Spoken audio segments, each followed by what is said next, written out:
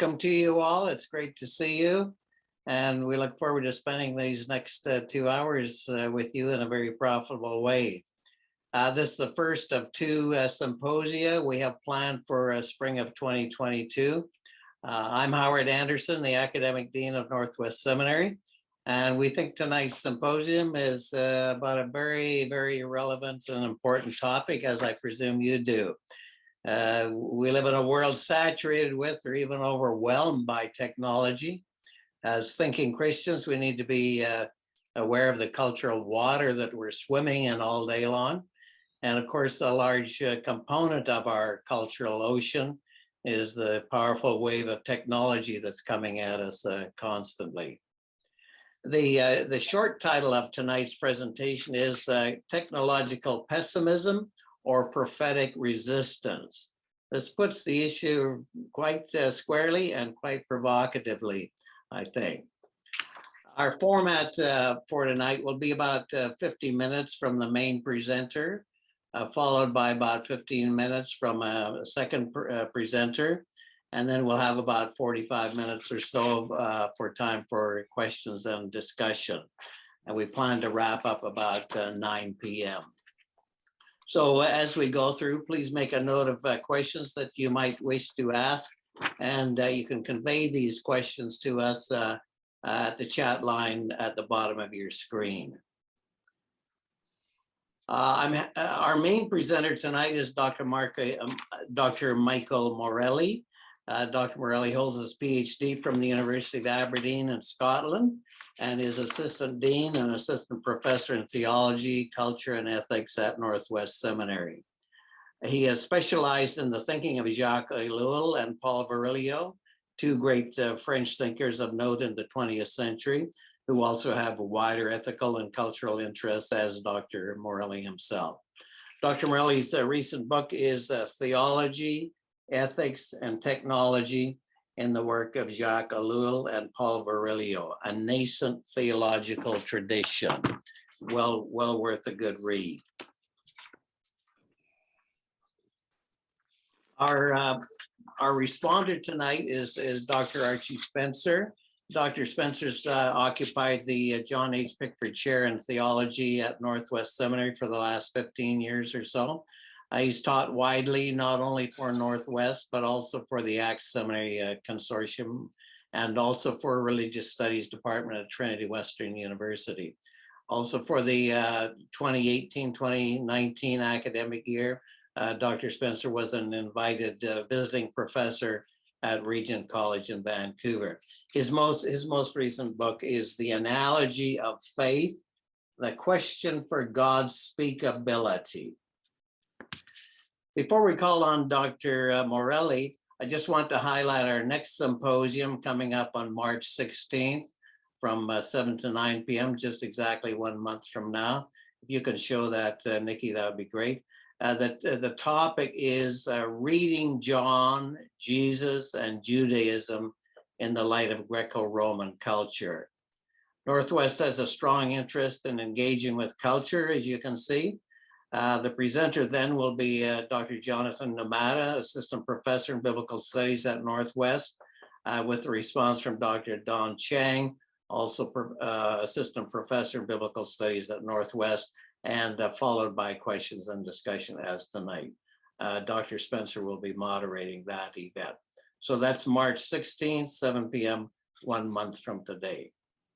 So it's my great pleasure right now to call on Dr. Morelli for his presentation. Michael. Thank you, Dr. Andersen, and thank you everyone for attending tonight. I really appreciate your virtual presence here, and thank you, Archie, for the invitation to present. I'm just going to pull up my PowerPoint here for you and make sure that I am doing that correctly. All right, can everybody see that first slide there? Yes. Perfect. All right, so the question, what do technology and thinkers like Jacques Ellul and Paul Virilio have to do with theology and ethics, is quite like Tertullian's famous question, what does Athens have to do with Jerusalem, the academy with the church? And to both questions, I answer that they have a lot to do with each other. And like so many other questions for theology, ethics, Athens, Jerusalem, the academy, and the church, the revealing answers appear when we consider power, worship, and idolatry, or when we consider to what or to whom do the people of God direct their worship? Why do they direct their worship there and not elsewhere? And what are the consequences of their worshiping this instead of that? As I put it in the introduction to my book on Ellul, Virilio, Theology, Ethics, and Technology, Ellul and Virilio's work on technology constitutes a nascent theological tradition. Their nascent tradition directly teaches us how to identify, expose, and dismantle the modern world's idolatry of technology. It indirectly teaches us how to identify, expose, and dismantle other forms of idolatry that exist in the present or may exist in the future. The value of this teaching cannot be underestimated. As scripture reveals, history records, and scholars like Ellul and Virilio demonstrate, the idols that hold the most power in the world are the idols that most people, including the people of God, do not think are idols. But if we read Ellul's work on technology as a sociology history of technological idolatry, if we read Virilio's work on technology as a philosophy phenomenology of technological idolatry, if we seek to understand how Ellul and Virilio use theology in their work on technology, and finally, if we engage with the conversation taking place in their work, well, then we'll be equipped and empowered as they were to identify, expose, and dismantle idolatry in the modern world, whatever form it assumes. And that's the core thesis of my book. And I'll only substantiate parts of this thesis in my presentation tonight, because I'm eager to finish the monologue and start a dialogue with you, Dr. Spencer, Dr. Andersen, and everyone else who is here. So with that said, the tradition to which I just referred is one in which the word technology is functionally synonymous with modernity, because at least since the 20th century, modernity cannot seem to be what it is without technology. And it's also a tradition in which the relationship between technology and modernity causes problems that ought to be taken seriously enough to be examined from multiple perspectives, including sociology, philosophy, theology, and ethics. And finally, it's a theological tradition because the thinkers in it are Christians who combine theology with sociology, philosophy, and ethics to expose and resist the problems produced by the often brutal pairings of technology and modernity. So as Stanley Hauerwas has observed on numerous occasions, Americans think they live in a world in which if we can just get good enough at science and medical care, we can get out of life alive. And to Hauerwas's observation, I would add, North Americans tend to think they live in a world in which if we can just get good enough at inventing technologies that efficiently dominate God's creation, including the people God has created, then we can get out of life alive. However, as we learn from Ellul and Virilio, this worldview, this belief system, this ethos, essentially this worship of technology because it promises us power, malforms us if it doesn't destroy us. And Jacques Ellul and Paul Virilio helped me to see this truth and to do something about it. And my hope is that what is shared here tonight may also do at least a little bit of the same for each of you. So in the first section of this paper, I'll situate Ellul and Virilio's writings on technology in the socio-historical context of post-war France. And I'll do this to show why they wrote about technology so critically, or as the title of this presentation suggests, so pessimistically or prophetically, depending on how you read them. And in the second section of this paper, I focus on Ellul and Virilio's reformulations of the classic Greek concepts, techne, poiesis, and episteme, because they provide illuminating entry points into their extensive writings on technology. I show how, for Ellul, modern technology's mutation of this classic trio signals a threatening manipulation of language that produces a new form of justification. And how for Virilio, it signals a threatening manipulation of the senses that produces a new form of mediation. And finally, I show how for Ellul and Virilio, this mutation is the primary means by which the idol of technology was constructed in the 20th century. And then in the third and final section, I consider the significance of Ellul and Virilio's work for today. I also highlight some resources offered by both thinkers to respond meaningfully or theologically and ethically to a phenomenon that, as far as I can tell, has only gained ground rather than ceded territory since Ellul and Virilio started writing prophetically about and resisting the malformation and destruction caused by the modern world's worship of power, and the power that technology apparently offered to it and to us by technology. And so in this slide, just so you can picture who's who, that's Ellul on the left and that's Virilio on the right. And someone once pointed out to me that they look quite similar. So maybe they're sort of unofficial brothers there. So moving to the first section titled The Concentration Point. The seed of each tradition grows in a particular type of soil. So this section surveys the landscape of post-war France. And it uses this survey to answer the following questions. Why do Ellul and Virilio write so much and so critically about technology? And what did their faith have to do with this critical writing? As this section will show, one word connected the answers to each of these questions, and that word is war, the theater in which the tragedy of technology and modernity is performed. So to begin, France, particularly Paris, produced some of the most important social, political, and philosophical thought of the 20th century from the wreckage of war, shaping the thinking of Ellul and Virilio in pivotal ways. As post-war Europe struggled to rebuild, scholars and artists flocked to Paris, forming a unique intellectual culture. And historian Tony Jute describes this post-war milieu, quote, "Despite France's shattering defeat in 1940, its a humiliating subjugation under 4 years of German occupation, the moral ambiguity and worse of Marshal Petain's Vichy regime, and the country's embarrassing subordination to the US and Britain in the international diplomacy of the post-war years, French culture became once again the center of international attention. French intellectuals acquired a special international significance as spokesmen for the age. And the tenor of French political arguments epitomized the ideological rent in the world at large.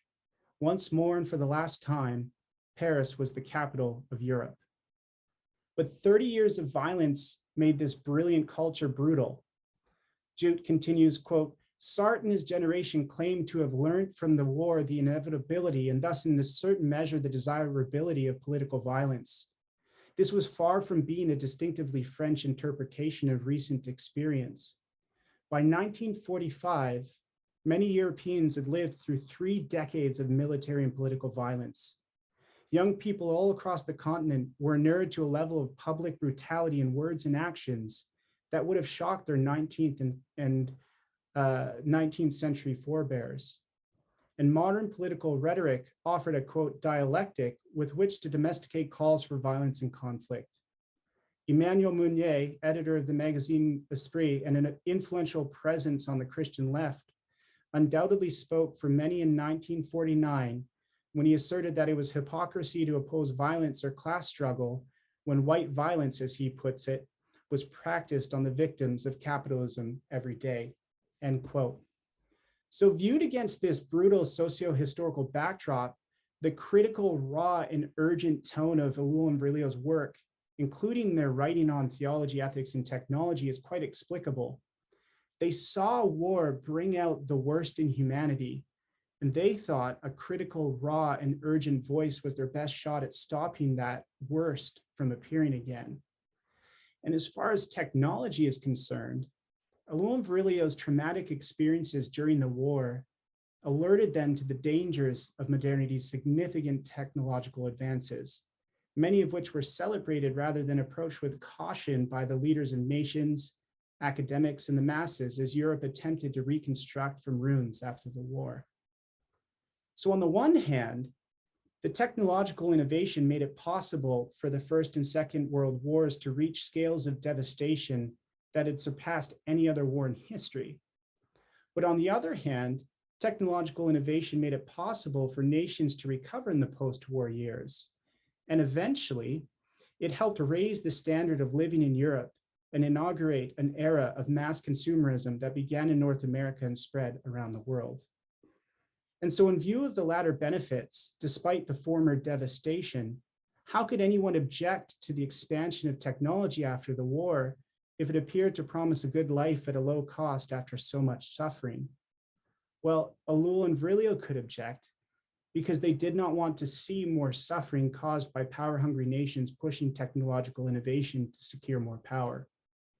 So of the many examples that can be cited here to capture the extent of people like Ellul and Virilio's traumatizing encounters with the brutal technologies brought into existence in the 20th century, let's consider a story shared in an interview by Virilio.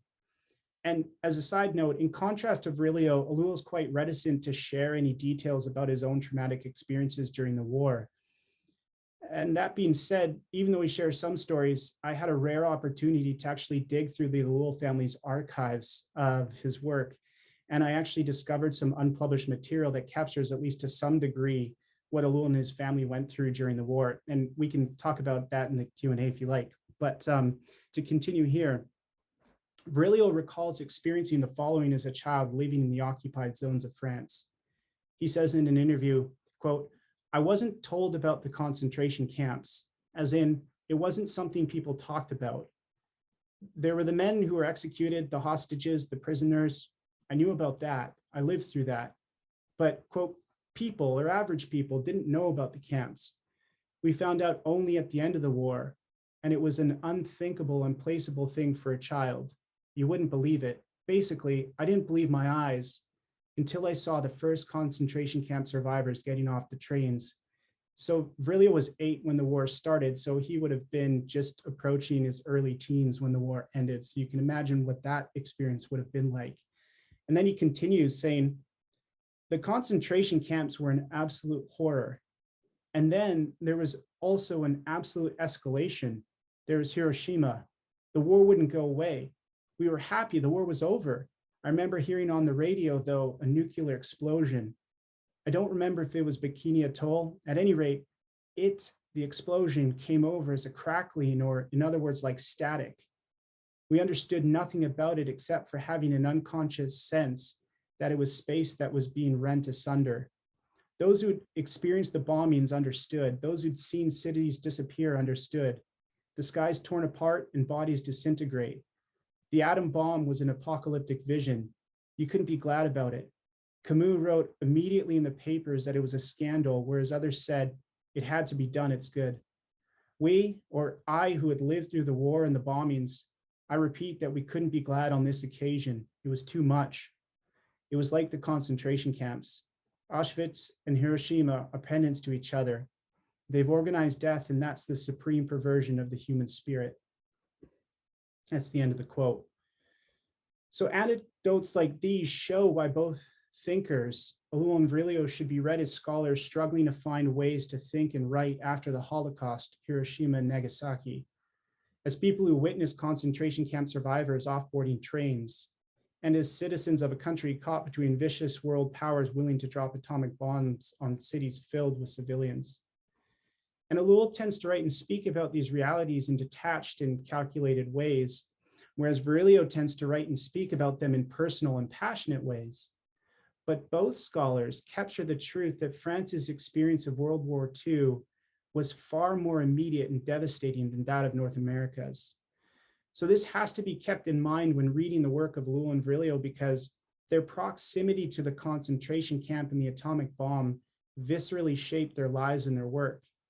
So much, in fact, that concentration camps and atomic bombs appear throughout their writings as realities to be reckoned with. So as Ellul puts it in cold, realistic terms in his first major work on technology, in the English it's called Technological Society, he writes, quote, "For a long time, it was believed that technique would yield a harmonious society, a society in equilibrium, happy and without special problems. But this society would resign itself to an easy life of production and consumption based on an untroubled commercial ideology. This model of bourgeois tranquility seemed to correspond exactly to the preoccupations of technology. The sun and bottom was comfort. The sudden plunge of the technically most advanced societies was into war, and mutual destruction was a rude awakening for the bourgeois. An aberration? Scarcely. It had been forgotten that technique means not comfort, but power. The bourgeois countries had developed their technical systems at a comfortable pace. until these systems had fully exploited their possibilities of orderly growth. Then technology with its accelerated tempo took over. The smaller nations were unable to keep up, and the great technical countries had willy-nilly to abandon their languid pace and accommodate themselves to the real tempo of the technical society.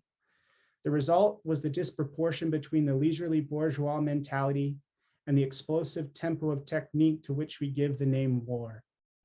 A byproduct of this ecstasy was a certain mystique. The American myth was born, presenting exactly the same religious traits as the Nazi or communist myth. So essentially, there are two sides to technological innovation, Ellul points out here. The first is the side that most people, especially the bourgeois, like to focus on, namely the appealing things that technological innovation promises, such as harmony, happiness, and comfort.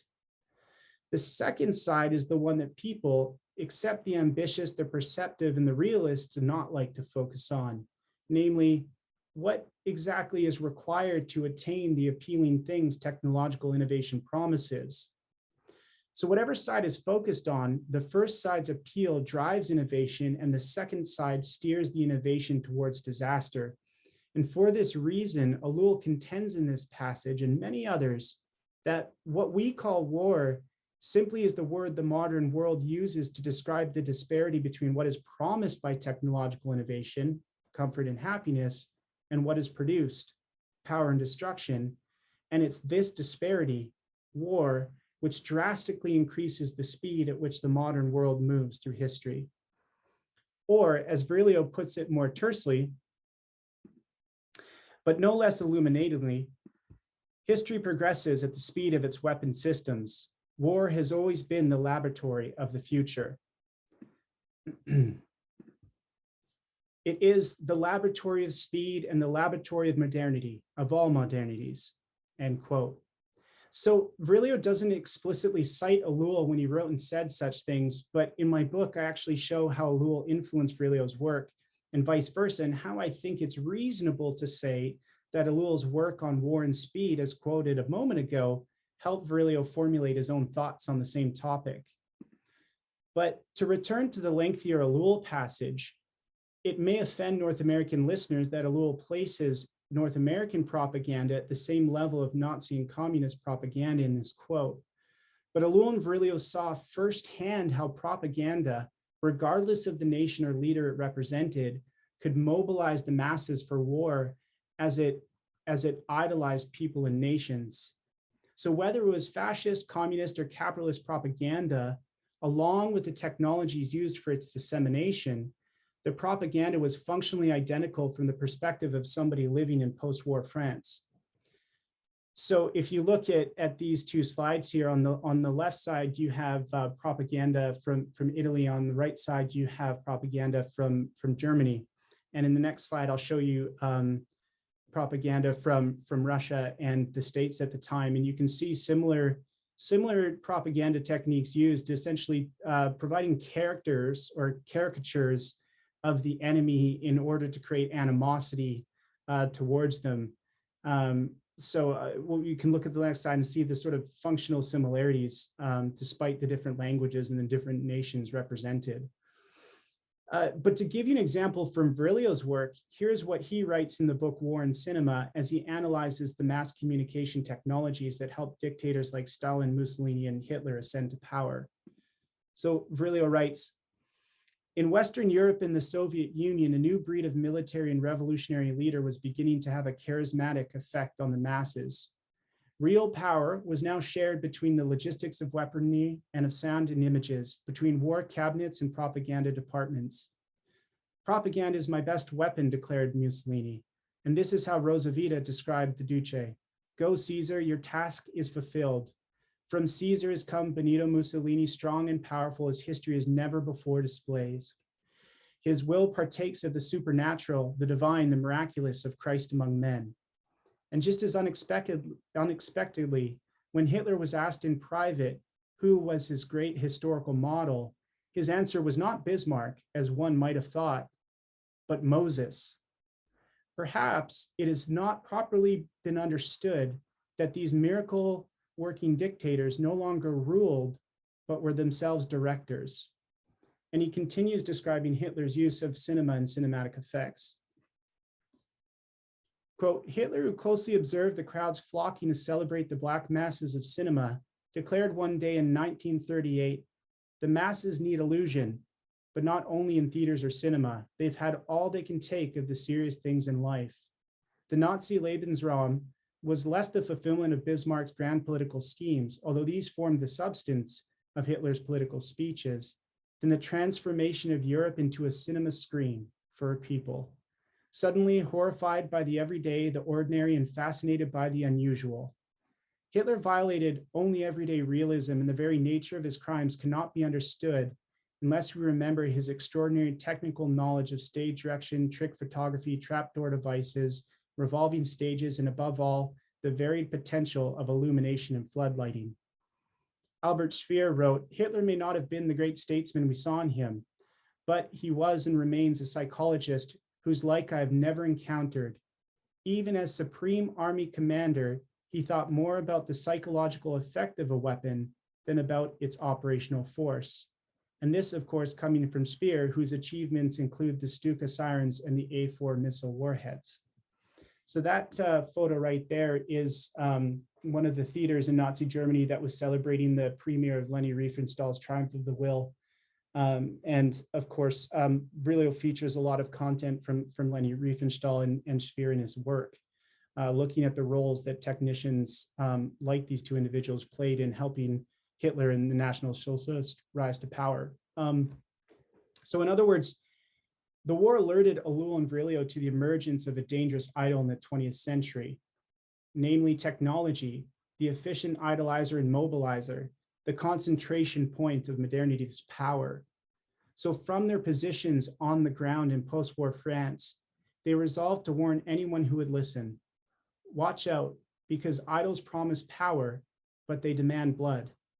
And so began their interdisciplinary work to identify, expose, and dismantle this idol. So with this in view, the next section examines the sociological, historical, philosophical, theological, and ethical facets of this work. So Ellul uses the French terms la technique and la technologie in ways that do not survive in standard English translations. In defining the terms techne, poesis, and episteme, and establishing how they relate to la technique and la technologie as Ellul defines them, explains why he was so concerned by their power in the modern world. So this trio's classic definitions are techne meaning craft, art, skill, or making, poesis meaning practice, doing, or acting, and episteme meaning knowledge, science, or understanding. So an example that signals the connections Ellul makes between classic techne and modern technique is his allusion to Diderot's description of a painter's technique and technological system. The classic question of techne concerns the artist or craftsperson and his or her respective skills. In the case of a painter, how does the painter's ability, training, senses, thoughts, experiences, and environment determine their decisions to use this or that instrument, this or that color, this or that movement of the brush, and so on?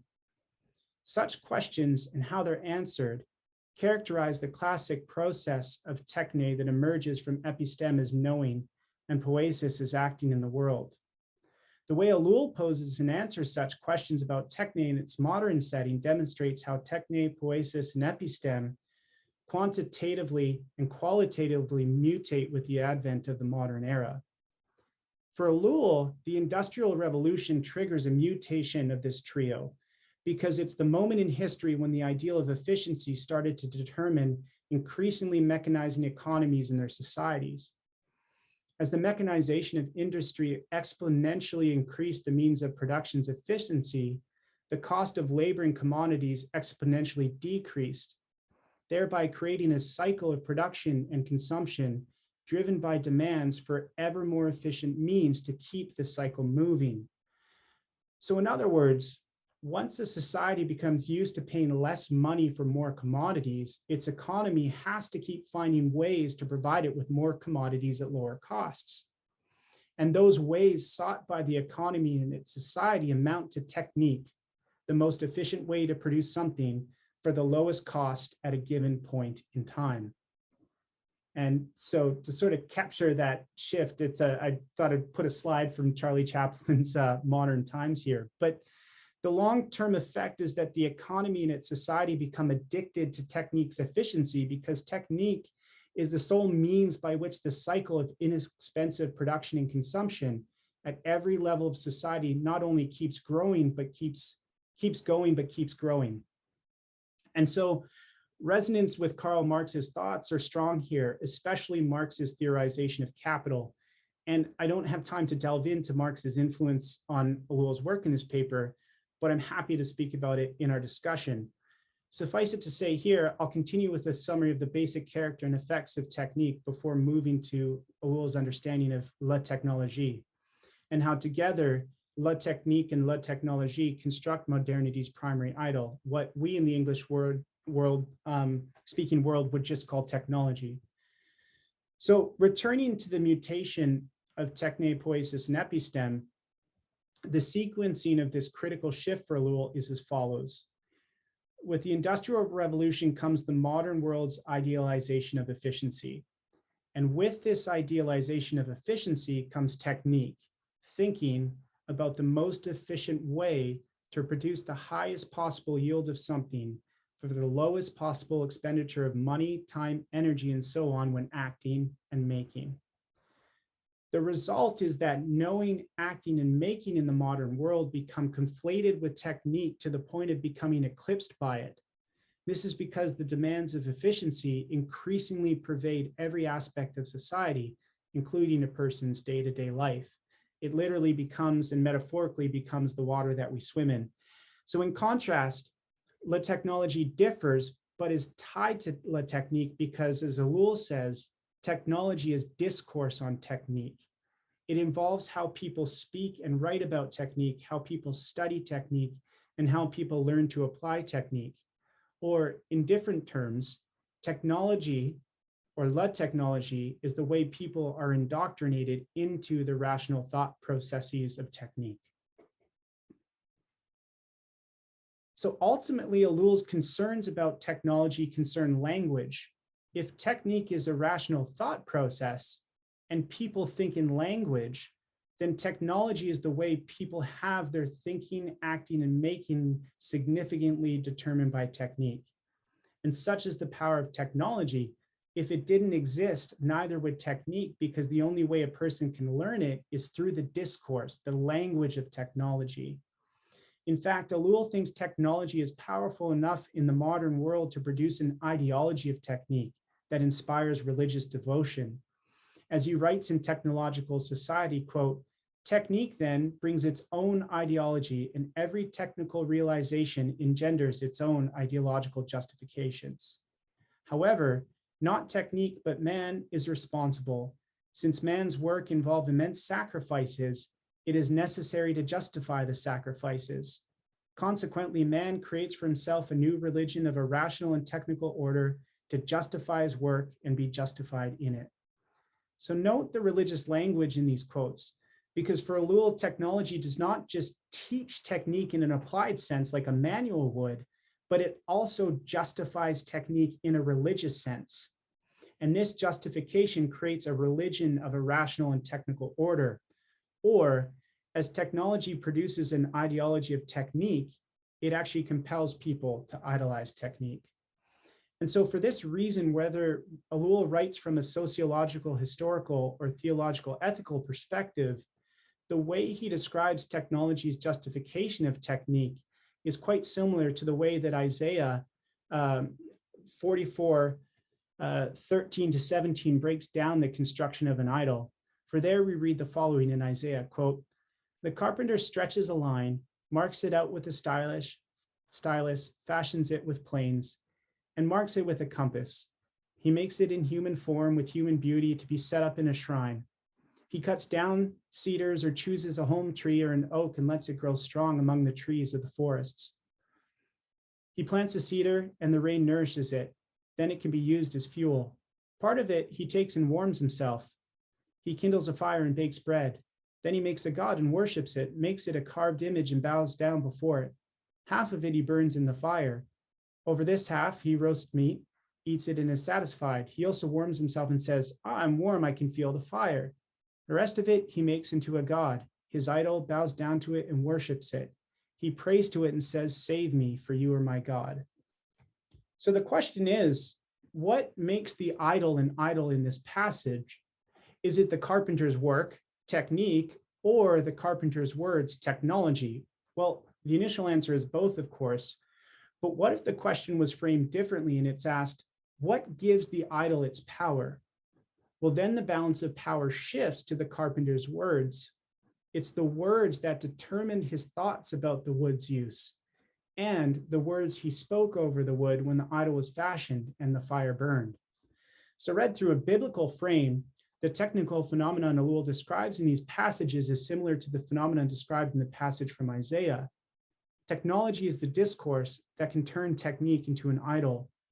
The difference between the two cases is that Ellul describes the phenomenon in its modern setting, a context with idols that differ in kind and scale from the carpenters in Isaiah 44. So here's an example from Technological Society. Ellul writes, quote, the technician uses technique perhaps because it is profession, but he does so with adoration because for him technique is the locus of the sacred. There is neither reason nor explanation in his attitude. Yet the power of technique, mysterious though scientific, which covers the whole earth with its network of waves, wires, and paper, is to the technician an abstract idol, which gives him a reason for living and even for joy. So that's the end of the quote. And like the carpenter, the technician worships the products of his or her technique, but what the carpenter worships and the technician worships differ in scale. The waves, wires, and paper sacralized by the technician cover much more territory than that of the wood sacralized by the carpenter. So it's the idol's scale as much as the idol itself that seriously concerns Ellul. And it was Ellul's experiences leading up to and during the war which gave ground to these worries about technology's idolization of technique. In a late interview, he describes attending a Nazi rally in 1935 in Munich after he was invited by Christian associations to attend. He recalls how effectively a mass gathering of people could be manipulated and controlled by technologies that we would think of as basic today. So when he was asked in the interview if the experience influenced his work, Ellul replies, absolutely. It was fascinating to see how easily a crowd could be whipped up and welded into a single unit. No one, absolutely no one, had any individual reactions left. And after experiences like these, Ellul will warn in texts like Humiliation of the Word, quote, when language uses a loudspeaker and crushes others with powerful equipment, when the television set speaks, the word is no longer evolved, since no dialogue is possible. What we have in these cases is machines that use language as a way of asserting themselves. Their power is magnified, but language is reduced to a series of sounds which inspire only reflexes and animal instincts, end quote.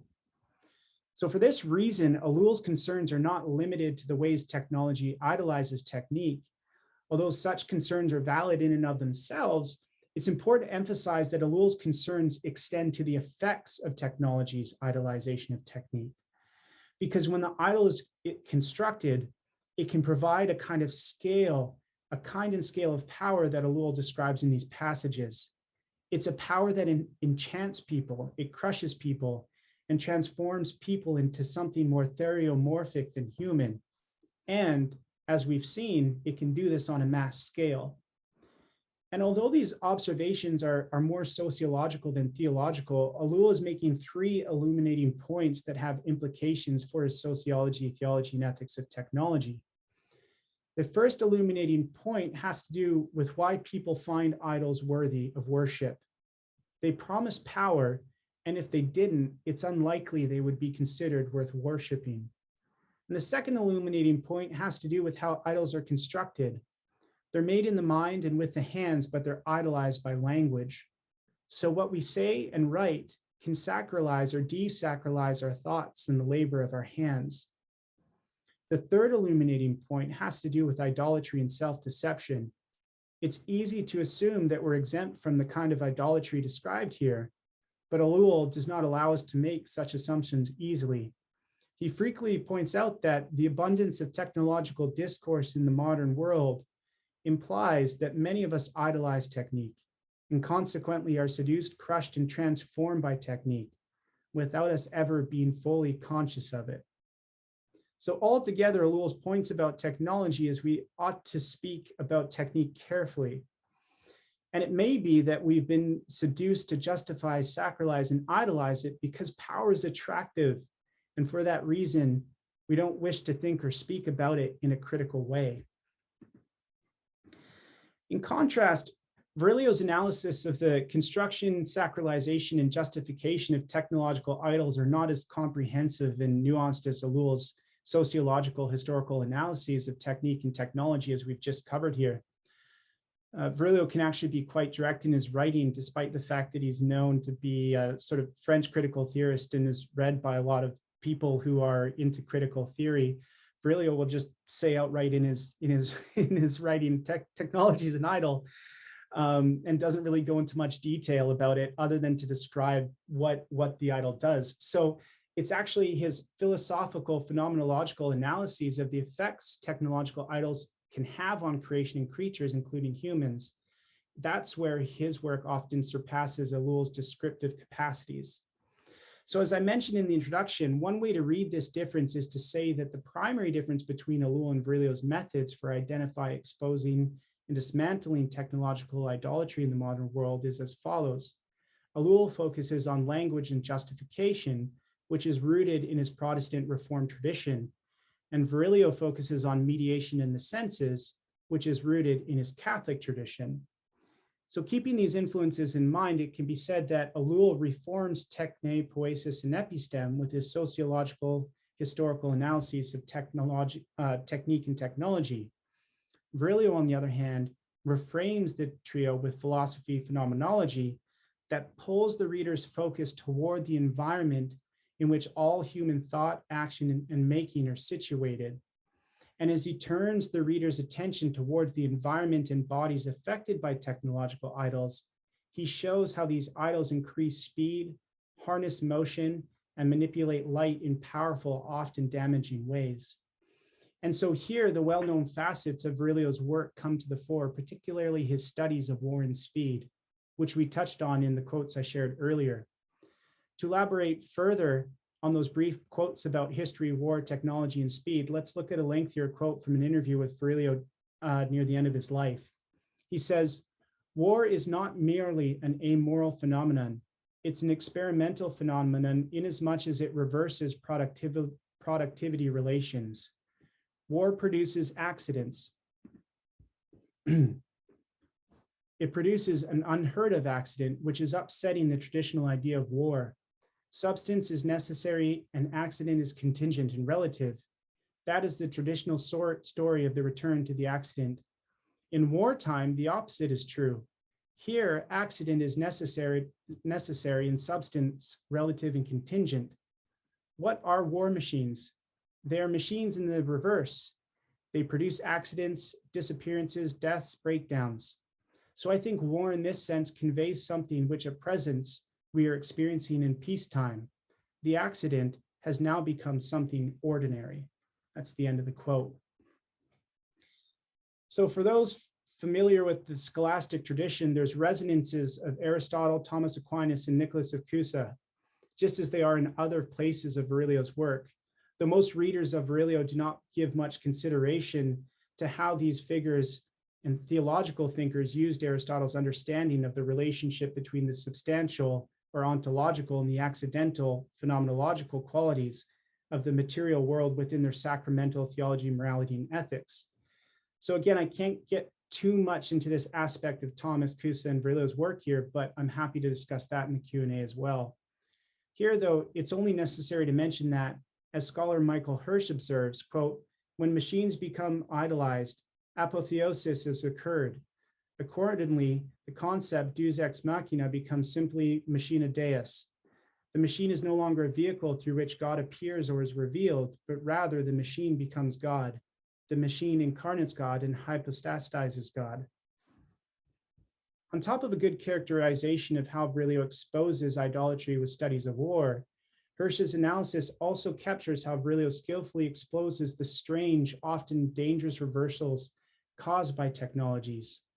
In fact, in the Virilio passage quoted earlier, one can see such reversals at play when Virilio describes war's reversals of accident and substance relations.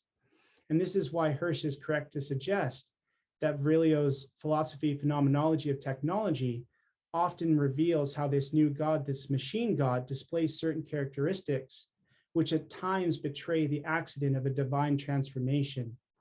In other words, Virilio's preoccupation with the accidents caused by the substances of technology is one of his primary means for exposing and attempting to dismantle the technological idols constructed, sacralized, and justified in the modern world. And so as Virilio moves the reader's focus to these accidents pioneered and used in and beyond the theater of war, Virilio constantly shows the readers that there's something in the substance of what we think, do, and make that inclines us to worship, power, make idols, and enact violence. And the theological term that Virilio uses for this something is in the substance of what we think, do, and make is sin, but he doesn't use it often in his work. Instead, accidents for Virilio is an idiom that allows him to cover a great deal of analytical territory, including that of sin. And so with the aforementioned in view, war, as he frequently illustrates, is basically the word most people use to describe the times and places that so many of the powerful idols of the future are designed, built, put to use, worshipped, and propagated. For example, Virilio writes, quote, "The ecstasy of the crewmen of the Wisconsin and Missouri at the takeoff of the Tomahawk missiles, these oh so smart weapons equipped with inertial guidance systems and terrain following radar that directed them infallibly to the end of their course, the final explosion more than 1,000 kilometers away, transforms the crewmen into unrepentant fetishists, marveling at the remote manipulation of some wax or wooden figurine, a magic rite whose object is to direct an occult force towards a chosen act or the distant destruction of being and things, thanks to the diversion of their digitized image or of radar ghosts." And Virilio concludes that this scene literally and metaphorically represents the reconstitution of an old power that comes from who knows where, maybe the age-old origins of an applied science that believes it is beyond suspicion and merely returns to it. That's the end of the quote. So notice especially his mention of applied science here, because it reframes notions of classic scientia, the Latin word for knowledge, which has a place in the family of Greek episteme, the word for knowledge of theoretical truth, and the etymological root of science, thought, and knowing. As it's been said throughout the ages, scientia potentia e, or knowledge is power. And Virilio constantly reminds readers that the scientia of war is only an extreme, violent instantiation of the everyday uniform and universal kinds of human thought that is prone to worshiping power, making idols, and damaging ourselves, other people, in the world we're in. As Virilio observes, all of us are already civilian soldiers without knowing it, and some of us know it. The great stroke of luck for the military's classes terrorism is that no one recognizes it. People don't recognize the militarized part of their identity, of their consciousness, end quote. So it's this uniformly and universally militarized, often idolatrous way of thinking, acting, and making that Virilio works to identify, expose, and resist with his philosophy and phenomenology. And by exposing the militarization of our consciousness and identity, he resists the idols that this consciousness and identity tends to construct and worship.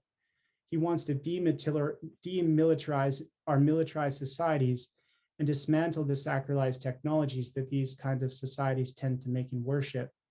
So if Virilio's account of technological idolatry seems objectionable, a recent example from 2017 actually confirms this account of the Tomahawk missile worshippers aboard the Wisconsin and the Missouri ships. If you'll recall, North America's liberal media, which claimed that it was the hashtag resistance to former President of the United States, Donald Trump, they also unreservedly stated he became presidential the moment he ordered a Tomahawk missile strike on a Syrian military airfield.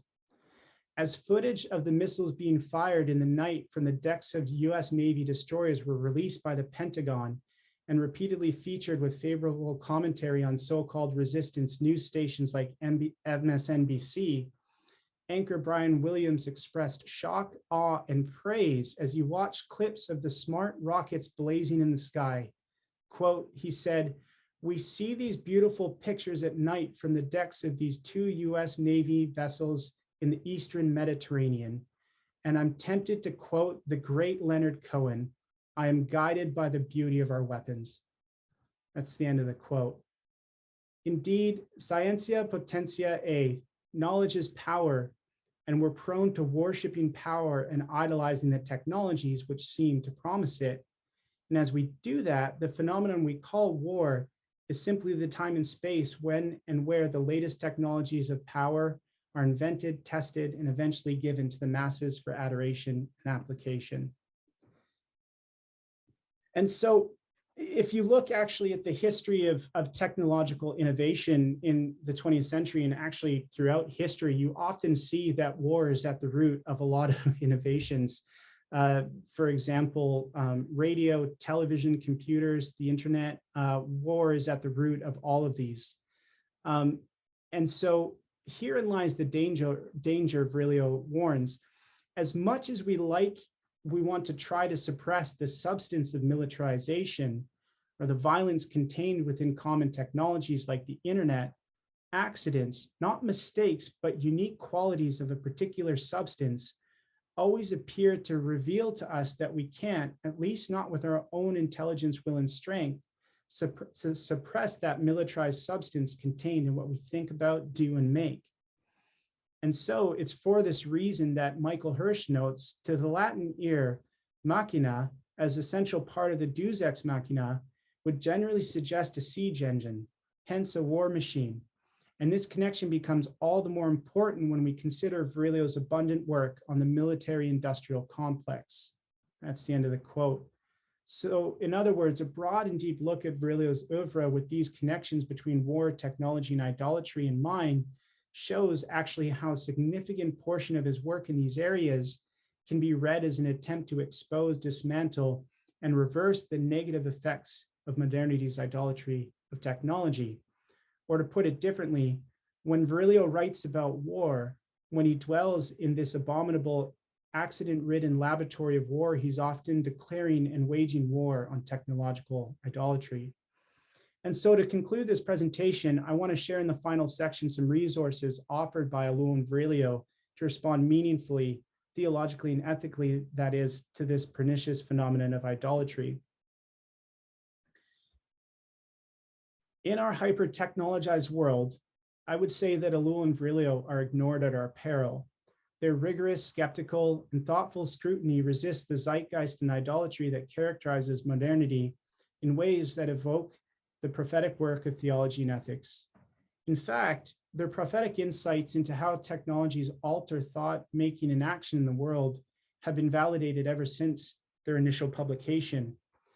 And as I said in the introduction to this paper, I think the current problems, threats, and questions that appear with any sincere consideration of their work are tangled around the issue of power and the forms of idolatry manifested by humanity's enduring lusts for power. Putting this problem and threat in the form of a question, Ellul and Virilio urge those of us who consider themselves a part of the people of God, how ought individual Christians and churches seriously think about and intentionally respond to the power and idolatry of technology that they expose with their sociological, historical, theological, and ethical analyses? The voices of Ellul and Virilio cry in response to this question from post-war France. And so there's many resources that Ellul and Virilio offer us to respond to this or any other phenomena of idolatry, but I want to highlight two resources here, mentioning that more could be found in my book. So beginning with Ellul, his focus on the questions of scripture are a good place to start. From his early to late writings, Ellul upends common conceptions of scripture, arguing much like Karl Barth does, that while people tend to bring questions to scripture, scripture brings revelatory questions to people, making the person responsible to and for what they hear. As Ellul writes in Living Faith, in all this babbling of ours, we miss the core of biblical revelation when it speaks to our faith and asks questions of us. What God reveals of God's self in Scripture, Ellul argues, asks us a question, a series of questions, that is, and it makes people responsible, obliged to respond, and throws them back upon their freedom. And there's many places in Ellul's writing where the fundamental questions of God's self-revelation in Scripture appear, but Ellul's ethics of freedom and living faith provide the most extensive commentary on these themes.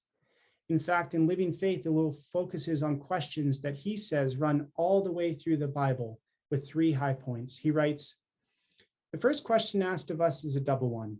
Adam, where are you? And Cain, what have you done to your brother? In other words, Adam, the perfect communion between us has been broken. Where have you gone astray? What have you become? Or as they say nowadays, where are you coming from? And you, Cain, like Adam, you are a guardian, a protector. What have you done to the one closest to you? The second question at the heart of our discussion is the one Jesus poses to his disciples. And you, who do you say that I am? He doesn't proclaim himself. He makes no declaration. Instead, it's up to us to discern this.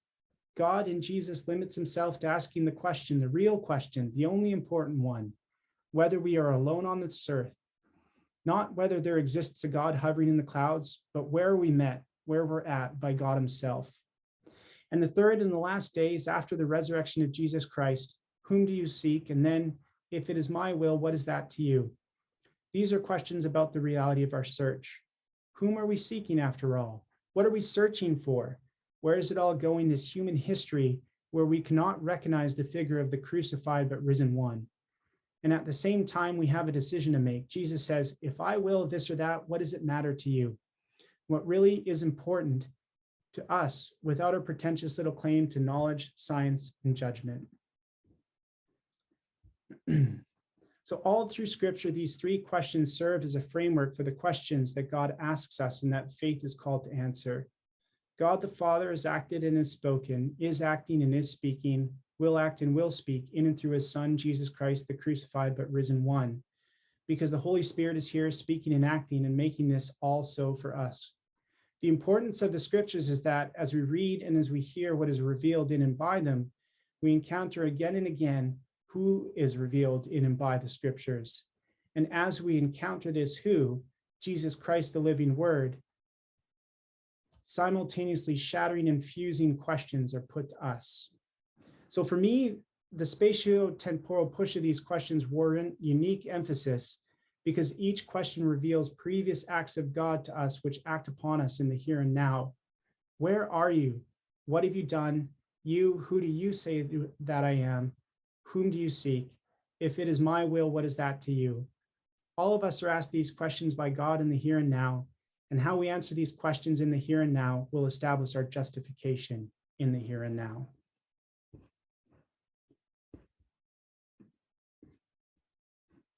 And so, as we draw to a close here, Ellul's use of a modernized reformed iconoclasm, desacralization, and demythologization in his writings on technology offer vital resources for theology and ethics today, but they also thin out what could be a thicker account of creation's mediative capacity and how it shapes thought, action, and making in the modern world.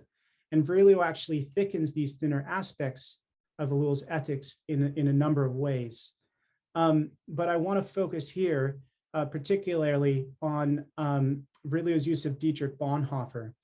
And this picture here actually is of a church that Virilio and Claude Perron, the French architect, designed in the 20th century. Virilio went on to actually teach architecture at the Special School of Architecture in France. And this is one of the only actual projects that tangible projects that he did, which is known as the Bunker Church. And it was built as a protest against the possibility of nuclear war during the Cold War. So this kind of fills in the blanks of why Virilio would have such a literal and metaphorical concrete ecclesiology. Virilio frequently cites Dietrich Bonhoeffer in his work, saying that immediacy is an imposture. And most people kind of gloss over that in his reading, but actually if you go to the parts in Bonhoeffer's work where this comes up, you actually get a more positive account of what Bonhoeffer is talking about and how Virilio is using him. So The question here is Virilio pushes readers to make a positive turn when we live in a world that seems to always be mediated by technology and create this immediate encounter with other people and give us power. Virilio actually causes us to think about the way in which this is a delusion, and in that he turns us to Bonhoeffer. And so I will end here. He says, this is Bonhoeffer writing, "In becoming human, Jesus puts himself between me and the given circumstances of the world. I cannot go back. He is in the middle. He has deprived those whom he called of every immediate connection to those given realities. He wants to be the medium. Everything should happen only through him. He stands not only between me and God, he also stands between me and the world, between me and other people and things. He is the mediator, not only between God and human persons, but also between person and person and between person and reality." So by frequently referencing Bonhoeffer's negative descriptions of immediacy, Virilio is turning readers to Bonhoeffer's positive descriptions of Jesus Christ's mediation. For Virilio, just as it is for Bonhoeffer, Jesus is the mediator of everything, and consequently, Jesus Christ is the one who ought to mediate our senses of the speed, movement, and light in creation as we live in an overwhelmed by relationship with God, other people, and God's creation. And if we're overwhelmed by technological mediation, this kind of Christ-formed mediation becomes less and less of a possibility, and dangerously so. Thanks.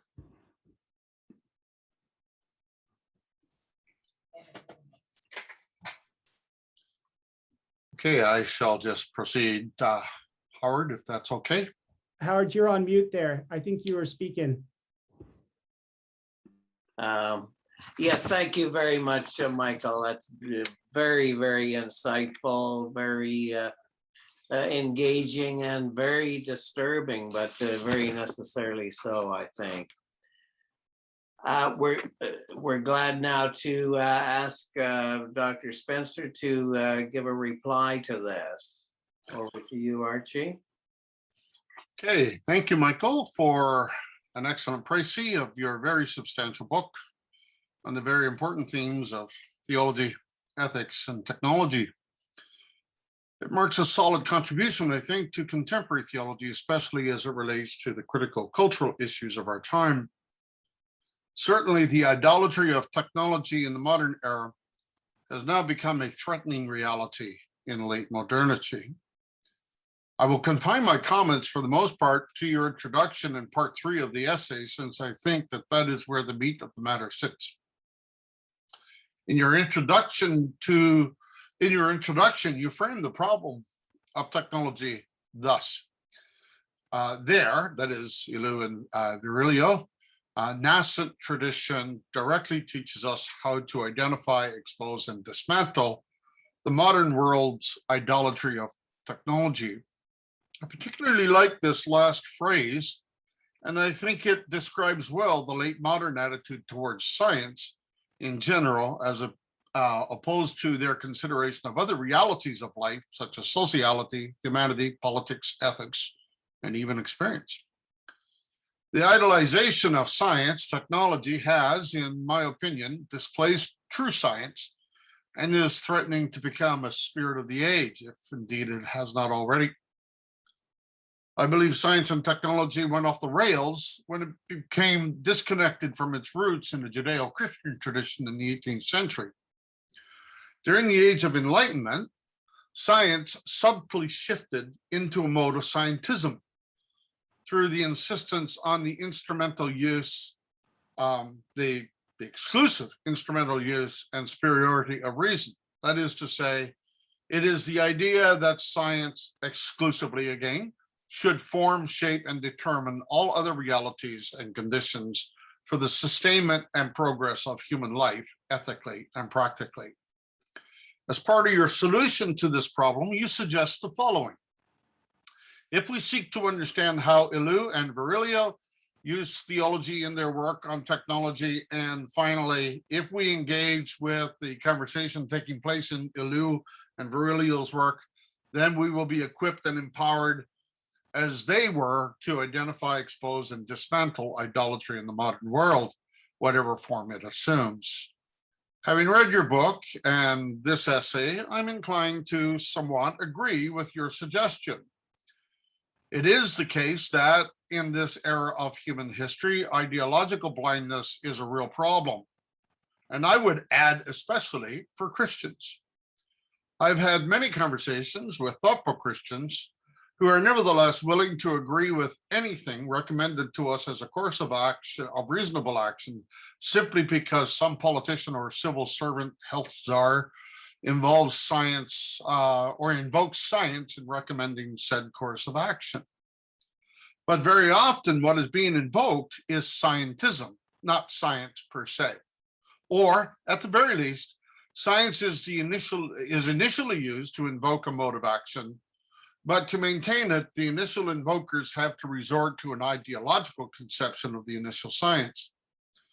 So one of the questions we must ask our political masters today is, how do we help distinguish discernible courses of action in their relation to science without risking the possibility that science becomes an absolute servant of public policy, or indeed vice versa? Can Ellul and Virilio help us with this, I wonder? I agree that they can help equip us, but the theological criticism of the scientific technological idolatry is deeply ingrained in some of the best theologies that have emerged as a response to the idolatry of technology and technological reason already. I'm not mentioning any Karl Barth names, but there you have it. I think the roots of this modern tendency to idealize technological advancements, or idolize, I should say, technological advancements, was sown into Western culture in the connection made between instrumental reason and the related foreseeable technological advancements unleashed in the 18th century and the industrial scientific revolution that came with it. This was done through an overly positivistic assessment of the humanitarian possibilities for the use of technological reason. Barth comments on the spirit of the age in his book, Protestant Theology in the 19th Century, wherein he offers a devastating critique and description of the scientific absolutism that arose in the 18th century rational mind. Allow me to cite him at length here. Barth writes, 18th century man began to become conscious of his power for science and of his power through science. The development at the Renaissance now began to make immense strides. Once again, led by a rationalist philosophy, which was in essentials united, 18th century humanity began to be conscious of a capacity for thinking, which was responsible to no other authority than the thinking self. This free thought man once this free thought thinking man once more finds this free thought, man once more finds related to nature, which was just as freely observable. Mathematics and science were once more discovered by him to be the bridge which carried him across in both directions, from concept to intuition, and from intuition to concept. Logic, observation, and mathematics were now the three decisive elements of the absolute power that now disclosed as science. The ideal of a science of history and of a natural science without presuppositions and possessing supreme intellectual dignity in virtue of this very absence of presuppositions was so firmly established in the minds of that 18th century that it is hard for us to imagine the intensity with which they pursued their science under the spell of that idea. Reading, collecting, observing, and interpreting in many a scientific and indulging in many a scientific fantasy, as much as they were involved in scientific fact-finding. Barth goes on to summarize the spirit of that century as follows. Quote, the amazing scientific spirit of that time which confronts us here was unquestionably one of the manifestations of the all-conquering absolute man of the 18th century. It is therefore also no accident in Barth's mind that the achievements of modern technique came from this time. It comes to final fruition in the Napoleonic Wars, which were the primary means of the spread and improvement of the scientific penchant for technique. So here, Ellul has an ally in Barthes, who would agree that there is an intrinsic connection between the pride of the absolute rational scientific modern man and his penchant to hone his scientific and technological developments by means of war. This was the kind of scientific technological use of reason that gave modern humanity the false impression of its own prowess. But of course, this prowess came crashing down very early in the modern period when Kant discovered that the technological use of reason had its limits. That was, after all, the point of his critical philosophy, which he began in the Critique of Pure Reason. So Barthes follows up this essay on the 18th century with a devastating analysis of the limits of technological reason in the 19th century, which is easily the most formative century in the annals of Western culture. Barthes asks, what was the significance of Kant and his work? Our answer must simply be that, quote, it was in this man and in his work that the 18th century saw, understood, and finally affirmed itself in its own limitations. In this way, Kant stands as the turning point of the 18th century into the 19th, as the one who clearly sets the limits to humanity's technological prowess.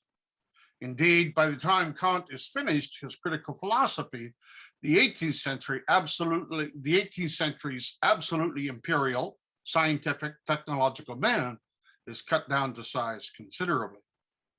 Kant was the one philosopher of the rationalist tradition who was able to see the feeble side of human reason, its embodied way of knowing, and its capacity to get in the way of its own supposed scientific rational objectivity. Says Barthes, with Kant, only this one simple thing happened, the limitations of reasons. And for this reason, he stands much more basically, comprehensively, radically, and even more interestingly, as the turning point of his age. But despite Kant's more sober assessment of the power of secular technological reason, the continuing rise of technological society took no initial notice of its limitations. And subsequently, the employment of scientific reason in the interest of technological dominance in the name of unbridled human progress became the axiomatic attitude of an increasingly secular scientific outlook. We are now, of course, at the end of that positivity, and the tyranny of scientism is beginning to raise its fearsome head. Where this trend will take us in the near future, I shudder to contemplate. But it will likely be some strange mixture of Orwell's 1984, Brave New World of Aldous Huxley, and Ayn Rand's dystopic vision of Atlas Shrugged. So much for my comments on your basic thesis. I'll be interested in hearing your understanding of Ellul Virilio's proximity to the 18th, 19th century developments. Truly, as Ecclesiastes says, there's nothing new under the sun. Let me ask the larger question of where Ellul especially sits in relation to Christian theology. I've never thought of Ellul as a theologian. My memory of reading him many years ago was that he was more of a social, cultural commentator with theological, ethical dimensions, a cultural literati, so to speak. But I am willing to entertain him as a theologian, at least for the evening. Wink, wink. Having said that, an area that would be good for you to work on, in my opinion, in the future, is to flesh out his theological outlook a bit more, to give us more context for his proposals and especially his critique of technology. To me, he is broadly Protestant, but I'm not sure what variety of Protestant he actually is at the end of the day. Further to your comment that as follows, you say, as Stanley Hauerwas has observed on numerous occasions, Americans think they live in a world in which, if we can just get good enough at science and medical care, we can get out of life alive. And to Hauerwasser's observation, I would add, now I'm still citing you, North Americans think they live in the world in which if we can get just good enough at inventing technologies that efficiently dominate God's creation, including the people of God, the people God has created, then we can get out of life alive, as you say. I would say in that section of the paper, just drop Hauerwas, because you've said it actually so much better than Hauerwas has. You go on to say, though, however, as we learn from Ellul and Virilio, this worldview, this belief system, this ethos, essentially this worship of technology because it promises us power, malforms us if it does not destroy us. Jacques Ellul and Paul Virilio help me, you say, to see this truth and to do something about it. My hope is that what it is shared here tonight may also do at least a little bit of the same for you. To which I would respond, if they come even close to highlighting this problem, they are well worth putting on the Christian, on the reading agenda of Christians. And I think your book succeeds at that level. And it is the real contribution of your doctoral dissertation that you put these writers on the agenda of not just theology, but culture and ethics as well. So well done on that. And for the record, I think prophetic is a better word to describe their work than their pessimism about where technological society might take us, because the pessimism actually confirms their prophetic voice. I would also agree with the following observation on your part. On the one hand, technological innovation made it possible for the First and Second World Wars to reach scales of devastation that surpassed any other wars in history. On the other hand, technological innovation made it possible for nations to recover in the post-war years, and eventually it helped raise the standard of living in Europe and inaugurate an era of mass consumerism, which I'm not sure was that great, that began in North America and spread around the world. Here we see, I think, the double-edged aspect of technology, ingredient in it by its very nature. This is the reason why technology cannot become an end in itself. And one wonders, with Ellul especially, do current bourgeoisie elites consider a new war as the necessary passage for new technological developments? Is this what it means, I suppose, to be a neocon today or a globalist? In this respect, your citation of Ellul is judicious, stating history progresses at the speed of its weapons system. War has always been the laboratory of the future. Sad, but true. This statement is substantial.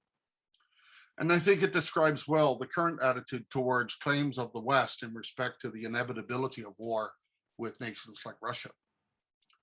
Finally, let me say in response to your excellent paper overall, that it is the connection made in the 18th century between scientific reason and technological progress that is at the heart of the emergence of technology as an idolatrous concept.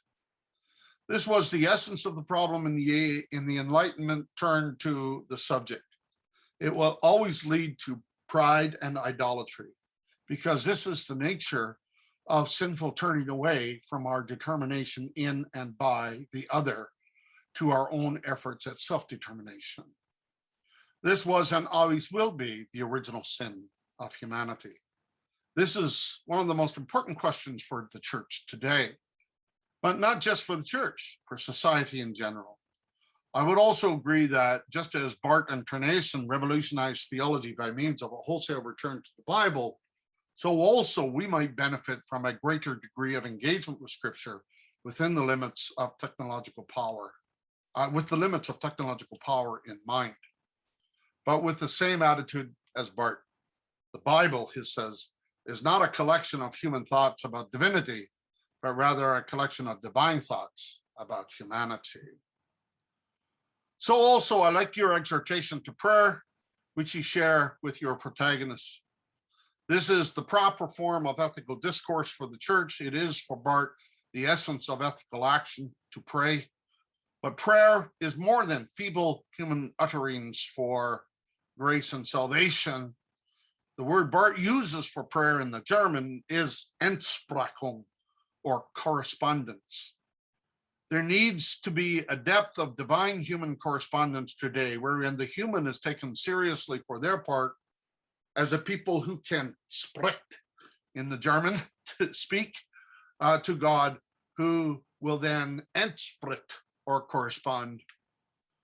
In this regard, Christianity is the essence of mediatorial faith, and it is divine mediation that ought to put technological reason in its proper respect as an aid in creation and not the possession of humanity for the sake of the technological dominance of life.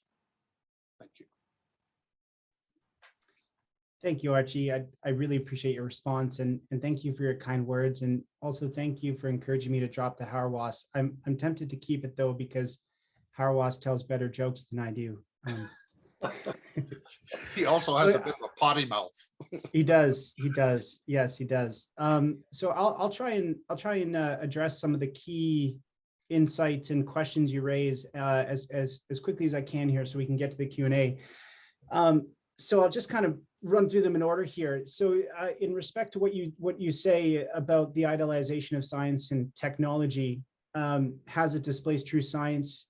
And is it threatening to become a spirit of the age if it's not already? Ellul and Virilio would say so. And in terms of the spirit of the age, which you mentioned via Barth, Ellul actually names that spirit the spirit of power. Mm-hmm. And I actually write about this at length in the book, looking at how Ellul says if there's a spirit of this age, it's actually the spirit of power and the spirit of lies, he calls it. Yeah. So one of the questions you also ask, and you sort of wink, wink, nudge, nudge, and go to Barth here and say, about that Ellul and Virilio can help equip us, but the theological criticism of science and technological idolatry is deeply ingrained in some of the best theologies that have emerged as response to this kind of idolatry. And you bring Barth, and I'd say certainly they're ingrained in Barth and others' work. I'm thinking here, on top of the text you mentioned, I think of Barth's work on the Lordless powers. I think that really influenced Ellul's work in terms of the principalities and powers regarding technique and technology. But the critical question is, does what is embedded, or is what is ingrained in Barth's work, does it give us enough resources to address the problems we're examining here? Ellul was significantly influenced by Barth and agrees with him on most everything theologically, but where he does disagree with Barth actually is in one primary area, and that's Barth's ethics, particularly as they relate to concrete social realities like the state and technology and so on. He thinks his ethics in these areas work on a theoretical level, but he doesn't think they work as much on the sort of practical or concrete level all the time. And so when Barth speaks theologically of the state, Ellul's question is, does this align theoretically and practically with the realities of modern states, what we're seeing today on the ground? And Ellul's sociological and historical knowledge mixed with his Barthian and Kierkegaardian resources in these areas cause him to say nein. As Barth said to Brunner. Mm-hmm. Barth famously said, not all cats are gray at night when asked about the state. And Ellul's response might be, well, if the cats keep showing up as gray, we probably should raise some questions about it. So that's why I think Barth gives us resources in these areas, but Ellul and Virilio take that to the next level and give us some more. And it's funny because actually with Ellul's original works, Theological Foundation of Law and Presence in the Modern World, Barth read those and wrote Ellul a letter inquiring about this concept of technique, and might he say more about that? And little did Barth know that as he was writing that letter, Ellul was working on technological society. So basically imagine Barth with a doctoral level in knowledge in history and sociology, rounded out with the perspective of somebody who read all of Marx and Kierkegaard before he was 20. And that's what you're getting with Ellul. And that's why I think his theological ethics are so valuable in these areas. He doesn't make any theoretical claims in theological ethics or sociology or history that without a conscious attentiveness to the other. And finally, because you mentioned Huxley, I might conclude by cheekily adding and relate an interesting anecdote that when Aldous Huxley, the author of Brave New World, was asked about the thinkers who inspired his landmark work of fiction, Huxley said, Jacques Ellul. What I tried to show in fictional form, Huxley said, Ellul showed conclusively in sociological and historical form. So in other words, while Karl Barth rightfully earned himself a lot of endorsements, he didn't get one from Huxley. And so, but the unfortunate downside of this for Ellul, the curse that comes with that blessing, is he's most known for his sociology and his work on technology, and the wealth of theological resources are very much absent. Yeah. So now to get to what you're saying about Kant and Barth's treatment of Kant and so on, I want to channel Kierkegaard here, who was a significant influence on Barth and Ellul. And I think along with Ellul would take issue with your reading of Kant as articulated, because on page 55 of Technological Society, Ellul writes the following: a prodigious upheaval took place between 1850 and 1914, which convinced everyone of the excellence of technical movement that could produce such marvels and alter human life. All this, Marx explained, presaged even better things and pointed to the road to follow. Fact and theory were for once in agreement. How could public opinion resist? So Ellul and Barth are in agreement here, right? Then he continues and he says, drawn by self-interest, the ideal of comfort, for instance, the masses went over to the side of technique and society was converted. A common will developed to exploit the possibilities of technique to the maximum, and groups of the most conflicting interests, state and individual, bourgeois and working class, united to hymn its praises. Literally, everyone was agreed on its excellence. True, after 1914, certain criticisms came from intellectuals, but these were ineffective because they were usually besides the point, manifestations of vague idealism or of sentimental humanitarianism. But in the middle of the 19th century, when technique had hardly began to develop, another voice was raised in prophetic warning against it. The voice was Kierkegaard's. But his warnings, solidly thought out though they were, and in the strongest sense of the word prophetic, were not heeded, but for very different reasons. They were too close to the truth. So that's the end of the quote. And I think, in other words, that Ellul thinks, and I agree with him here, that Kant's transcendental idealism was and is not solid or dynamic enough to place real enduring limits on the phenomenon we're considering here. Whereas he thinks Kierkegaard's Lutheran-formed proto-existentialism is. And I agree with Ellul on this point, because whereas Kant's reliance is on a person's ostensible capacity to ascend in order to determine what one ought to do in the here and now, Kierkegaard relies on revelation to descend and show the whole person how to live in the here and now. And I think the latter had, and it has, the much better chance of placing solid, enduring limits on the out-of-control power of technology. Yeah. I think in terms of Let me interrupt you, for a moment. Yeah, Okay? I We think- get the other people discussing here and posing questions. So those of you who have questions, if you do it, please on the chat line below, and then we'll start picking them up as we see them. Go ahead, Archie, finish that off if you like. I don't want Michael to feel like he has to reply to me exhaustively. oh, no, So, I agree with do. most. Yeah, no, I think actually it's much of what I've said is not just for you, it's more to put it out there.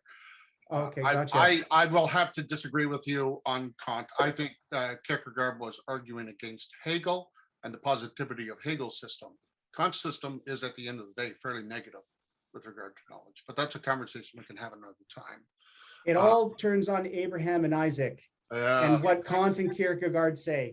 Kant says Abraham did the wrong thing. Kierkegaard says he did the right thing. That would be the crux of it for me. Yes, yeah. Yeah. We can have that conversation. We can argue later. Because these dear folks are not as That's here. Yeah. I want to Anybody want to get into the slugfest here? I see that there's a note from Teresa Lamb. She says she would like to see this kind of material delivered to pastors for their assistance, and that's exactly what we're trying to do, of course, by hosting these symposia, help to edify the church and the leadership of the church, and so on. Mhm. Other questions or comments for the two protagonists there? Well, I really appreciate that question, and it actually relates to one final thing I wanted to say, and that was on the question about Ellul and Virilio's theological outlook. And as I think about that question, I think they actually generate a critical, even polemical question for me about theology. And namely is, what can we learn about the state of contemporary theology if Ellul and Virilio's theological outlooks are not altogether evident to contemporary theologians? Because I asked this, it seems to me that most theologians quickly identify Luther's theological outlook when they read on temporal authority, Augustine's when they read Confessions, Aquinas when they read Summa contra Gentiles, Clement of Alexandria's when they read Who is the rich man that shall be saved, or even Apostle Paul when they read his famous speech at the Areopagus in Acts 17, which is to say, Ellul and Virilio's theological outlook is very similar to theirs, as it begins where we are placed in living relationship with God, and how that God meets us in the here and now, and what resources are at our disposal to figure out how is God working in the here and now. And so actually, my hope with Ellul and Virilio is to flesh out their theological outlook, to say, actually, they're much more a part of the Christian theological tradition than maybe many of us would think at a first glance. This is by design part of what it means to do theology. And I think it's a way of doing theology that's an incredible service to our churches. One way of putting it is that they're interdisciplinary in their work, and they use what resources they can at their disposal to see what's going on and how God is at work in that. And so that is my hope in highlighting their work, is to actually serve churches and theologians and academics, to give them those resources to do that. All right. Anybody like to take up the discussion?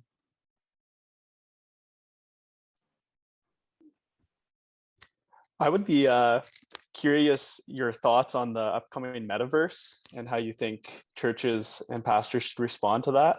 Because I've heard pastors are already thinking of building virtual churches like within the metaverse. But yeah, do you think that's, yeah, I don't know. I think it's kind of eerie in a way, but I don't know if it's wise. What are your thoughts on that? Eerie is a good word for it. You know, when I read it or hear about those things, or read about them, when I read about some of the major megachurch leaders and communications sort of folks that lead, you know, agencies like, you know, Hills or churches like Hillsong or Life Church, Craig Gottschall's church, meeting with Facebook because Facebook wants to learn from religious organizations on how to evangelize people, and religious organizations want to figure out how to do what Facebook is doing with media. And then, you know, you hear about, you know, getting into the metaverse with church. You know, I find it surprising. I'm surprised, but not surprised that this is the logical end, if you kind of consider the trajectory that I think a lot of churches in North America have been on since the early 2000s.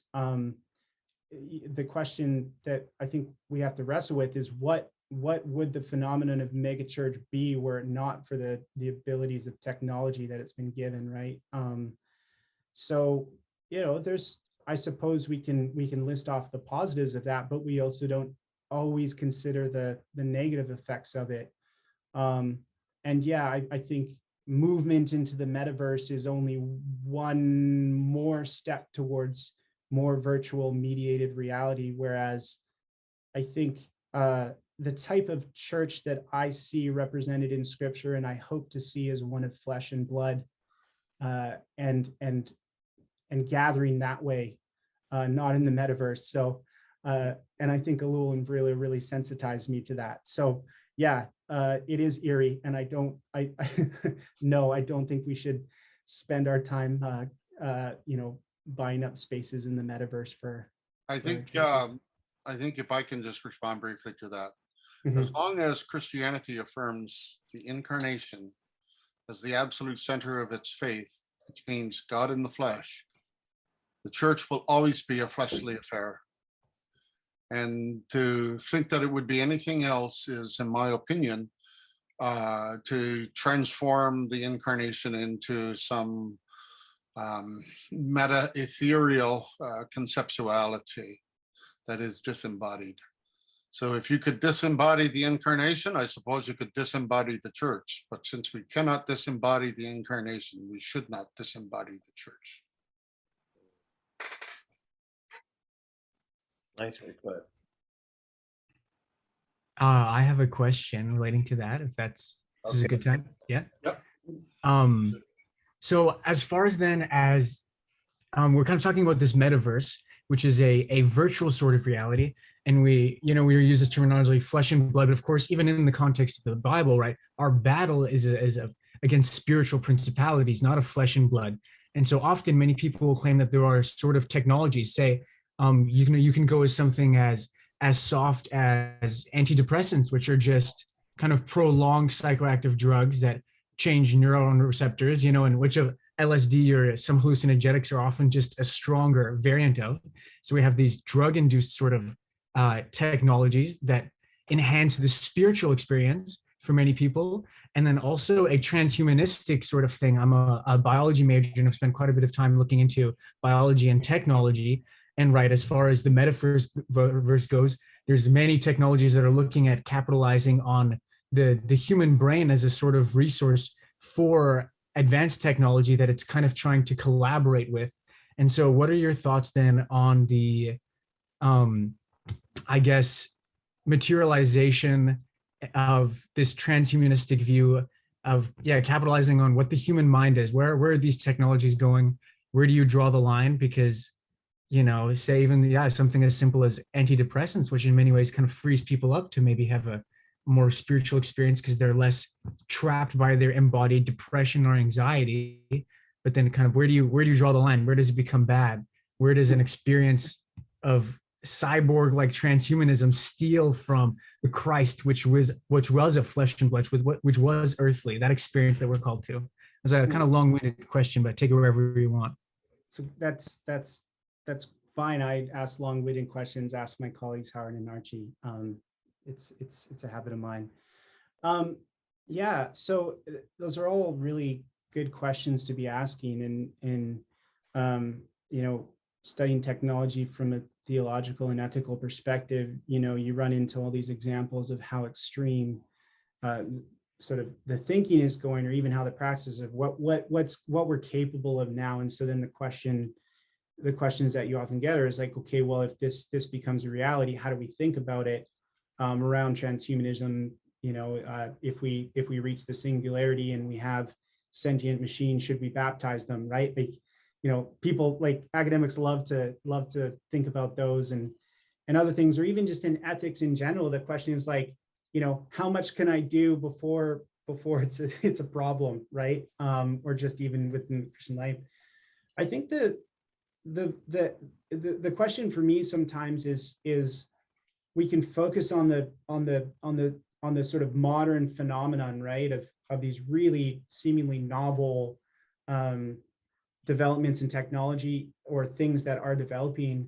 But what I learned from Ellul and Virilio is that any technological question is connected to human behaviors.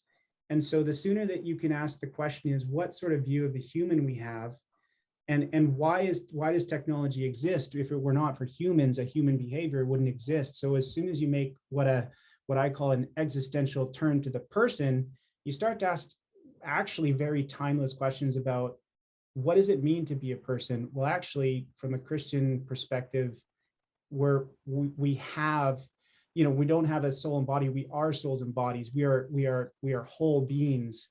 And so from there, you can say, well, anything that starts pulling at those two things and trying to pull them apart in order to to sort of observe them and surveil them and monetize them. Well, actually, this core enduring view of the human, this theology, this theological anthropology, if you will, inherently says no. And that's what I was getting at with the sort of Christ reality for Virilio and Bonhoeffer. It's kind of once Christ enters in, every reality is viewed from that perspective, and that's not an individual thing, that's a communal thing. And so a lot of the answers to these seemingly difficult questions actually become quite simple once we start from that place.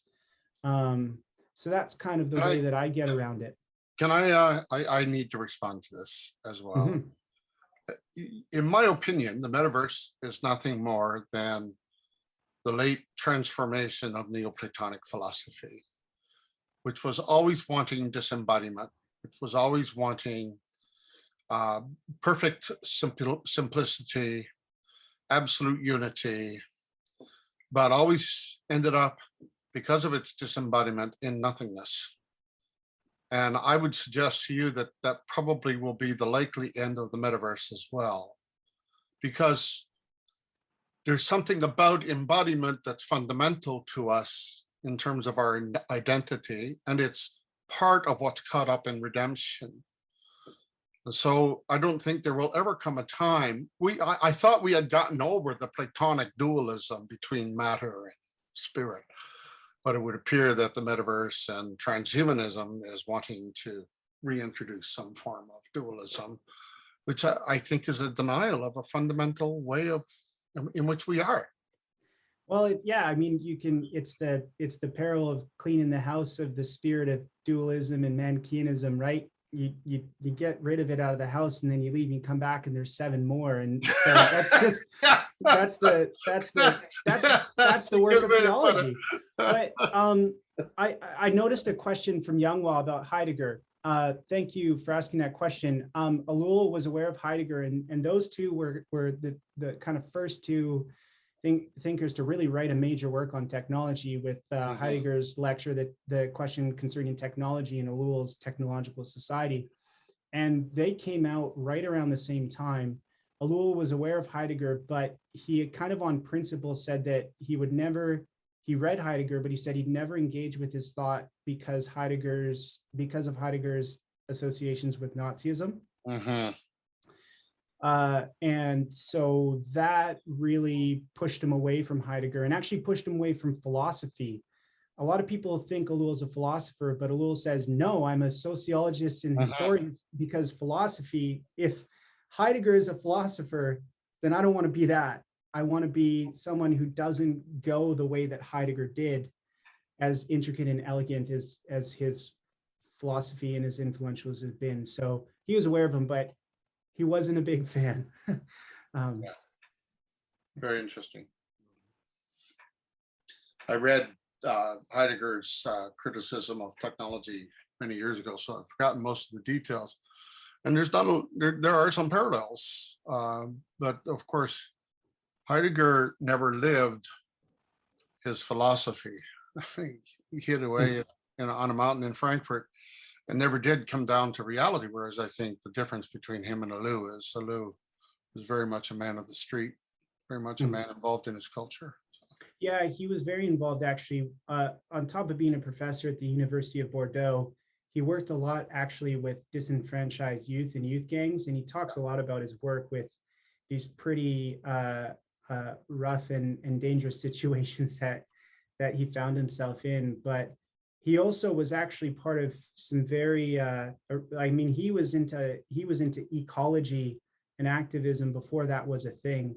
So he was very involved and committed, as it were, in his life. So yeah, he wasn't an ivory tower academic. He was also very active and served in the church. Yeah. I see a question about war and fear. That's a great question. One of the things Archie mentioned in his paper about sort of the origins of modern technique. That's part of the picture for Ellul and Virilio, but actually the other part of the picture is where they locate the origins of technology from a theological or scriptural perspective. and they would actually locate it at the fall account in Genesis 3, and then what emerges after that. So they really zero in on the Cain and Abel narrative. And after the fall, Adam and Eve, mom and dad, have Cain and Abel, and God doesn't accept Cain's sacrifice, so Cain kills his brother, and he's marked by God and says that he's supposed to wander the earth. Well, what does Cain do? Cain builds a city instead and settles down, and sleeps with his wife, who's unnamed, and names the child Enoch, and as well as the city, which means beginning. And so Ellul and Virilio actually read that as the sort of biblical account of the beginning of civilization and technology, so to speak. Yeah. And they would, to answer this question from Tim, say that actually it's the primal fear generated after the fall that is, and sin, that the brokenness, the disconnection from God, the enmity with the soil, because now they have to work to produce food out of it. All these sorts of things. Yeah. And so then you actually see from there, the other cities get created, and you get your cities of war and culture. And so, that would be where the connections between fear, war, technology, and idolatry are sort of emerge from the scriptural account for sure. Mm-hmm. That's why I said technology is really, in a certain sense, when it's absolutized, it is an expression of the original sin.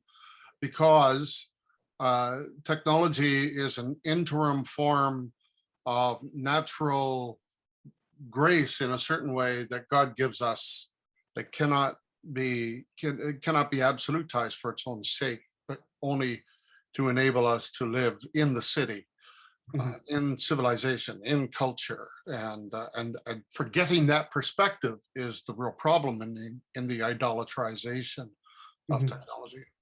So here's a beautiful vision, because of course it can get pretty grim with Ellul and Virilio. Ellul writes about the pre-fall situation and sort of wrestles with the question, was there technology before the fall, right? A lot of people take the command, or the blessing to be fruitful and multiply and till and keep as a sort of evidence that technology existed. And Ellul actually says that tools weren't needed to till and keep in the garden before the fall, because creation was so originally responsive that tools wouldn't have been needed. And we see this at work when God takes the animals in front of Adam and says, name them. And I get from Ellul this vision of actually the way in which Adam and Eve actually tilled and kept and guarded the garden was actually with language, with the word. So it's an interesting theological reading in which creation actually responded in a way that it doesn't respond to us after the fall, when we have to really work hard and sweat and toil in order to produce food. God gives and says, it's all here. You can take and eat from any tree that's abundant, but don't take from this one tree. We take from the one, but everything else was so cooperative. It would have expanded had we just been content with all the other 99.9% of the creation that God said we could interact with and cultivate. So, and we see where things are going in Revelation with this really magnificent apocalyptic garden type city that is a city, but it also has a lot of garden resonances in it. So it's not all doom and gloom. There is hope.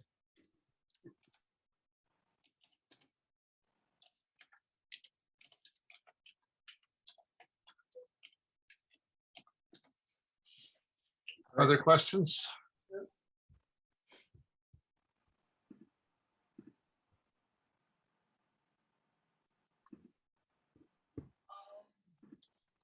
People must be very satisfied, gentlemen. Maybe you want to raise some yourselves. Well, nobody has asked the question about what's happening to Western cultures politically at the moment. Oh my goodness. Nobody has. Tell us if you know, yeah. Well, I mean, I think the whole COVID matter since 2020 has been framed in the context of a certain idea about science that initially I think was rooted in the science, but eventually transitioned into a scientism claim. It came to be an excuse for certain policies and procedures that took place after, let's say, 2021, that I don't know that the science actually supported any longer. And I think it's an excellent illustration of what happens when you idolize technology in that way, and it becomes an inordinate way of determining the nature of even government policy in life. And I think that is what we are dealing with right now, not just in Canada, but across the board in Western societies, where you have governments who have invested in policies that were scientifically demonstrable at the beginning, but are no longer scientifically demonstrable, but the claim is still behind a concept of science in order to keep these things in place. And I asked the question, can we really do this? Should we really do this? Should we continue to allow public policy to be determined by a scientism rather than a science? And it illustrates well, I think, the point that our dear friend Michael has made all evening of what happens when technology is idolatrized in this way. So yeah, and this relates to Garrett's question about today. I could say more than that, because I was in Scotland working on this dissertation, being a Canadian in the UK when Trump was elected and Brexit was voted in. So it was really great being a Canadian. I was like, oh, what's going on in the States and what's going on in the UK? Like, boy, you must be really happy to be Canadian. Your prime minister seems really cool. And I didn't take the easy way out. I said, well, we have problems of our own too. They may be less evident, but we have our problems too. And that's why I used the example of the MSNBC thing, because, for all the sort of discourse of right and left, pro, anti, and the arguments are, swirling about and where people land. The one thing everybody seems to agree on both sides is that technology is the way forward. And when somebody fires rockets at somebody else, that's when we say our political leaders become, presidential or prime ministerial. So that should say something that for all our seeming inability to disagree or to agree on things, we can agree that tacitly agree that technology is going to solve the problem. And so, yeah, I would say that I look at what's going on, and I actually think I make the point in the book is you look at the influence that some pretty volatile figures have, and you ask yourself, what would some of these political leaders be without technology? They wouldn't have the power they would have. And that's what you see represented by the treatments of the dictators of the 20th century. But now we're seeing that happen in North America in a way that I don't think North Americans have really experienced until now. And so I think if Ellul and Virilio were alive today, they wouldn't be surprised, and they would say, this is where it was going. So yeah, and so I look and I see what they're saying at work today in our churches and how divisive things have gotten. I see technology being at the center of that for sure. Okay, we could take one very short question if you like, but Michael's last comment was quite summative, I think. Mm-hmm. Anything you need to squeeze in? Just a great job, Michael. Glad to have you on our team, and at ACTS, you bring a great asset to us. So thank you so much. Thank you, Archie. And Wonderful job. Yes, thank you very much, Michael. Thank you, Archie. Thank you all for being here and making this a very worthwhile evening. I appreciate your interest in all of these things, and we'll seek to continue these and serve you as best we can. So March the 16th is the next. Thank you so much for being here. God bless you, and go in peace. Thank you. Thank you. Thank you. Bye-bye.